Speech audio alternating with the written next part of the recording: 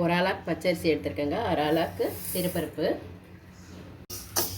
இதை வந்து லைட்டாக வறுத்துக்கலாங்க. கொஞ்சம் வறுத்துட்டு நம்ம பொங்கல் செய்தோன்னா நல்லா வாசனையாக நல்லாயிருக்கும் டேஸ்ட்டு. அரிசி நல்லா கழுவிட்டு நான் 5 டம்ளர் தண்ணி ஊற்றிருக்கேங்க ஒரு ஆளாக்குக்கு. இதுக்கு தேவையான அளவு உப்பு போட்டு நல்லா கலந்துட்டு அவ்வளோதாங்க, குக்கரில் வச்சிடலாம். இதிலே கொஞ்சம் பெருங்காயத்தூள் போட்டுக்கலாம்.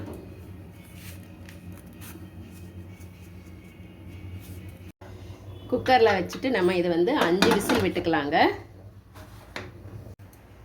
பொங்கலுக்கு தாளிக்க நெய் கொஞ்சம் ஊற்றிட்டு அதில் மிளகு போட்டுக்கிறேன், சீரகம் கொஞ்சம் போட்டுக்கிட்டு கருவேப்பிலை போட்டு வீடியோ பார்த்துக்கிட்டு லக்ஷ்மி சமையலுக்கு சப்ஸ்கிரைப் பண்ணிக்கோங்க, ஷேர் பண்ணிக்கோங்க. இதில் கொஞ்சம் இஞ்சி பொடியாக நறுக்குனது போட்டுக்கிறேன், முந்திரி போட்டுக்கிறேன்.